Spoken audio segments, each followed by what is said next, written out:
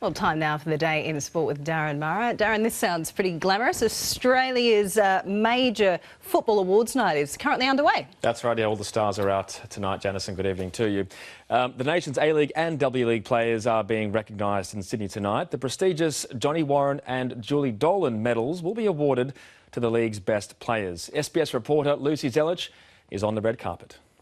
Good evening, Darren. Some of Australian football's most prestigious players have gathered here tonight with the hopes of claiming the ultimate prize. And with a host of contenders across both the A-League and W-League being tipped to take out the coveted awards, a short time ago I had the chance to catch up with some of the red-hot favourites.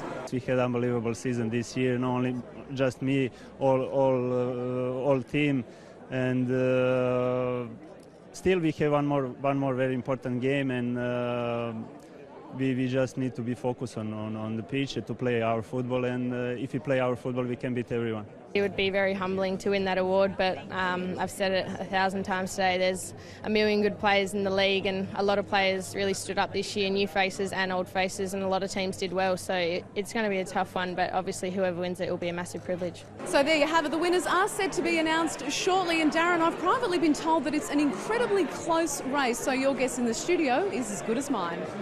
There you go, Lucy Zelich there. Well, Chelsea has inched closer to claiming the English Premier League title after beating Everton. Their lead on top of the table is still just 4 points after Tottenham defeated Arsenal. Both Manchester clubs dropped points in a race for the top four finish. Pedro opened the scoring at Goodison Park midway through the second half with a stunning long-range strike. Goals from Gary Cahill and Willian settled the contest. At White Hart Lane, 2 goals in 3 minutes lifted Spurs to victory over Arsenal in the North London derby. Tottenham will finish above their arch-rivals for the first time in 22 long years. Former Olympic cyclist Tracy Gaudry has become the first full-time female chief executive of an AFL club. The 47-year-old was today unveiled as Hawthorn's new CEO. In addition to her new role at the Hawks, Gaudry will continue to serve as Vice President of World Cycling's governing body. I'm still the only woman on that board. Now, that's a tragedy. So what I understand and know about these types of milestones is that there comes a lot of responsibility of being first.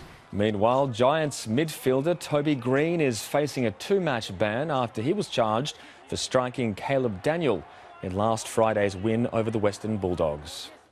Recalled Kangaroos prop Andrew Fifita says he's a different man to the one who last pulled on the Australian Test jersey.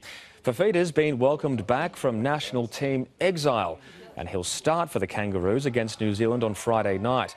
The Sharks star was omitted from last year's Four Nations squad after his public show of support for his friend one-punch killer Kieran Loveridge. A reformed Fifita says it was always his dream to return to the national team setup.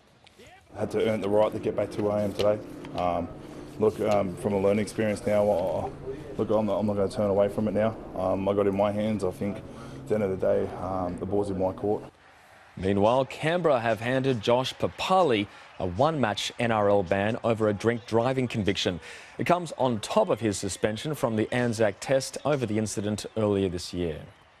Rafael Nadal continues to cement his legacy as the King of Clay. Just a week after securing a record 10th Monte Carlo crown, the Spaniard has achieved the same feat in Barcelona. Nadal cruised past Austrian Dominic Thiem in the final to secure the 71st title of his magnificent career. Just something that is impossible to dream about it, so just unbelievable, so very happy for everything, and thanks to everybody. Nadal will be looking to win his 10th French Open title later this month. There was a massive upset in the final of the Stuttgart Open. Local wildcard Laura Siegemund prevailed in a thrilling 3-set encounter against French rising star Kristina Mladenovic. It's only the second WTA title of the 29-year-old's career. Australian cyclist Richie Porte has stormed home to win the Tour of Romandy. Porte trailed Simon Yates by 19 seconds heading into the final stage time trial. The BMC rider easily overcame the deficit to clinch the title in Switzerland. It's a massive confidence boost for Porte ahead of July's Tour de France. It's a shock to win. I knew I was in good condition for this race, but to finish off the hard work that the BMC racing team have put in this week for me, it's incredible. Port is the first Australian to win the event since Cadel Evans in 2011. And finally in sport, Valtteri Bottas has claimed the first victory of his Formula One career, taking out the Russian Grand Prix.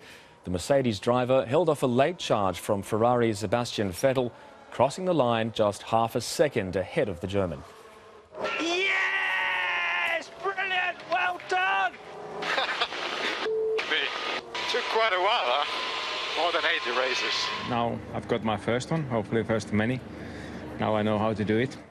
It was a day to forget for Australian Daniel Ricciardo. Meanwhile, his race ended on the 5th lap due to a brake failure. Just can't seem to get a break, Ricciardo.